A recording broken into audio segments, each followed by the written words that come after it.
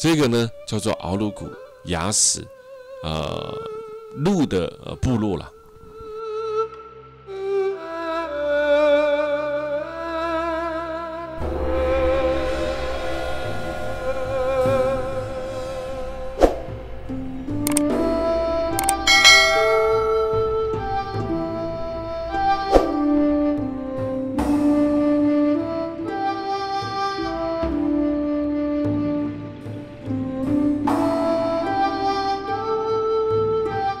这个是棉被还是真的乳牛的皮呀？哇，这个看了还真吓人哦。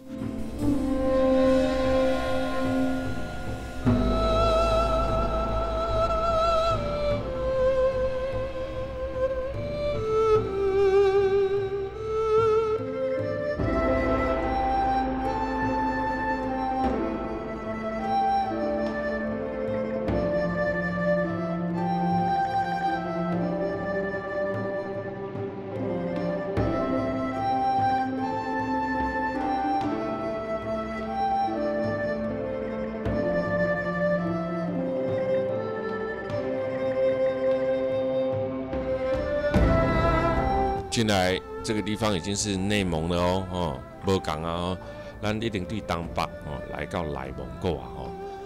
啊，奥鲁古雅这个地方呢，有着一个叫做中国最后一个狩猎部落的美誉啊，淳朴的民风民俗，神秘的驯鹿文化闻名中外。奥鲁古雅在这个地方呢叫奥温克语呢，意思就是呢树林茂盛地方的杨树林茂盛的地方奥鲁古雅温克尔族呢，鄂温克尔族呢，是中国其实一个非常独特的群体他们在300年前呢，由列拿河流域呢牵引到了今日的大兴安岭呢，居住在这个密林深处，从事呢狩猎游牧民族的生产靠着狩猎跟驯养这个驯鹿的生活呢，历史上呢，他们被称为史鹿部落大使的使麋鹿的鹿这个鹿呢，这种reindeer 麋鹿呢，其实呢，在北方很多的地方，其实你也是可以看得到的麋鹿有没有看到这个很少看到吧这一些麋鹿呢，通常呢，你要到很北方的北边的俄罗斯啦，或者是北欧地区啦，萨米文化有没有到了芬兰的萨米文化圈那还有瑞典的一些地方可以看得到。但是你今天呢，来到北纬50几度的内蒙古呢，到奥鲁古雅史鹿部落呢，你也可以看得到这一些麋鹿这个是真的很少见的这就不是一般的在吃的那一种鹿啦也不是一般的小鹿了这个呢就是中国最后一个部落，他们呢很会很会驯鹿而且还没有来过之前是吧？我相信你应该也没有听过这个部落吧？在你的印象里，驯鹿的第一次是不是出现了伴随着圣诞老人的童话故事呢？在这个圣诞老人在这里勒布呢，对北方呢这个滑雪而来给了我们一个真好的童话故事很是个神话来的麋鹿，但环北极地区呢有着广泛的分布。但是呢，你知道，你真的不了解其实在中国大陆有麋鹿是非常非常特别的，而且也只有大兴安岭的北部才有。我们现在进入了历史上常讲的大兴安岭区块就在内蒙古居住在根河市奥鲁古雅河畔的鄂温克人鄂温克族是一个最远最神秘的一个支系，也是中国唯一饲养驯鹿的民族。奥鲁克雅史鹿部落的人口呢只有200多人现今呢分散保留的8个列民族部落饲养着中国唯一的1200头驯鹿种族我们现在就在这里度过一款有天哪老翁老是不是老了哇？你看这个脚发的多漂亮这个鄂温克族呢，他们驯养鹿、麋鹿还有狩猎为主随着鹿群的觅食不断的迁移，驯鹿是他们最主要的交通工具跟经济来源，更是民族符号的象征。1400多年的历史发展当中，奥鲁古雅的奥温克人呢，就这样子跟鹿相伴着、相随着，过着半居半游猎的生活，所以他们就被称为中国最后一个狩猎的民族了哈。曾经呢，他们写过一篇文章啊，就是在当地的其中一个人哦，玛利亚索是奥鲁古亚族最后一位的女酋长，现在她的酋长是女的哦，从小就在我们前面看到的激流河边出生哦，能够牵驯鹿开始呢，就跟着父母亲去打猎，忙着喂鹿，有了驯鹿之后呢，鄂温克人才能够过得踏实，所以如果在他们的族里面，家里面饲养着一头驯鹿，那可是全家的宝贝。其实很认真的来想。它跟以前台湾的农耕社会，台湾以前的农业社会是不是相同？恁到那饲一只牛，有无吼？饲一只牛，这只牛呢，恁规家花10,000就可以啊，因为牛耕田嘛，哈，这也跟早期的台湾农业社会呢，其实非常相像。而在东北，不是在东北，在内蒙大兴安岭旁边的这个奥鲁古亚族，其实感受也是一样的。所以这个女酋长呢，玛利亚索，她从小就讲了她长大以后讲了一句话哈，我从小就盼望着有一天驯鹿的数目呢能够一下子多起来。她出嫁的时候呢，家里面送给她6头麋鹿做嫁妆，已经算相当好的哈。因为呢，在她的部落里面呢，很多女生呢都没有嫁妆，她们嫁妆是鹿哦。40几回时阵呢，是我鹿最多的时候呢，多到怎么抓都抓不完了。现在就是他们1200头的鹿哦，祖祖孙孙都在大森林里面生活的鄂温克人呢，离开了古老的生态的森林生活，但是他们很驯鹿的世代缘分呢，延续着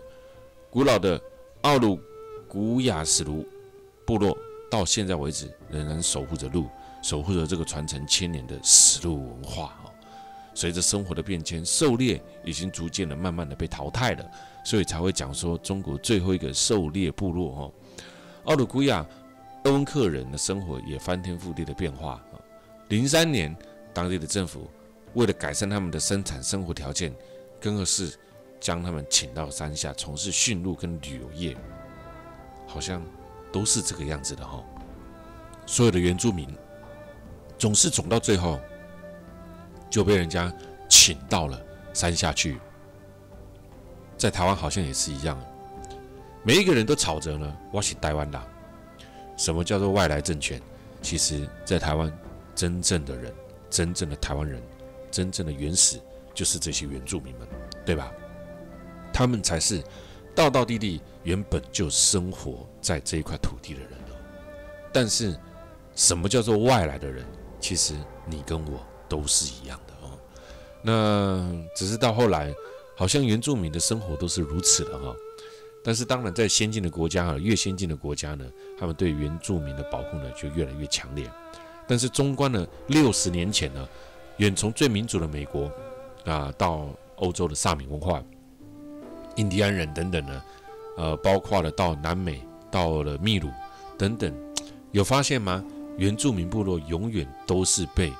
人所侵略的、侵害的，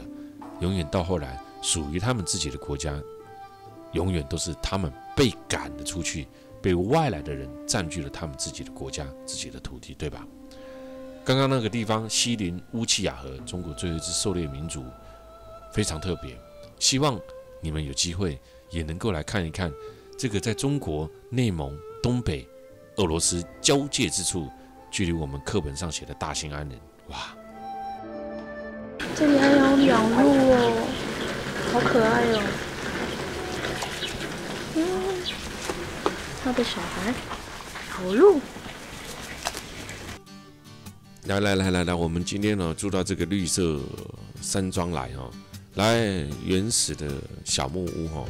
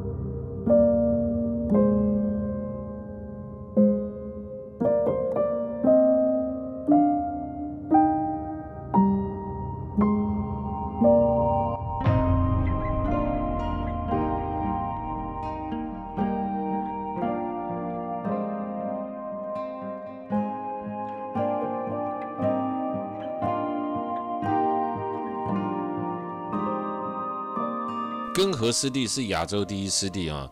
有发现吗？近年来尤其是这1年半来我们极力推展的各式各样不同的旅游商品旅游地点近年来这个你看我们的中国大陆一直不断的往边境地方走其实为了呢就是带来让更多人看到的不一样的视觉观感我们现在来到的根河湿地呢，为亚洲第一湿地，是中国目前保存原始生态最好的地方，面积呢也是最大的湿地。在这个东北，你看这么冷的地方，再走到内蒙根河湿地的这个地方，面积最大的湿地，在额尔古纳被誉为亚洲最大的湿地，根河湿地，湿地曲折飘逸带状的这个河流呢，下卡一条呢，就叫做根河。这个湿地呢，真侪人讲，伊是中国上界水的河谷湿地。我跟你讲，这个湿地呢，整个看下去呢，是什么感觉？我问你，是什么感觉？其实呢，这个湿地呢，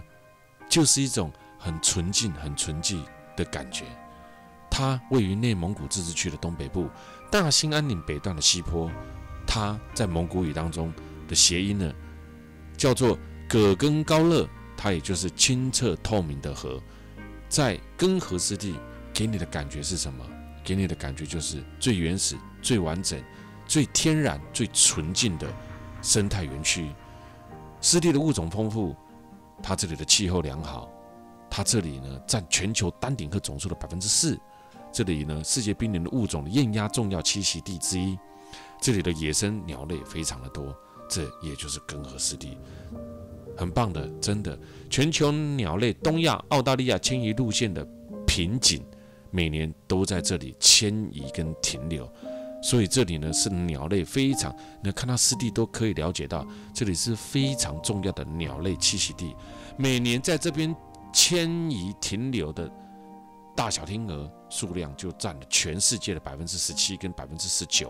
我的妈呀！那你说这里还不重要吗？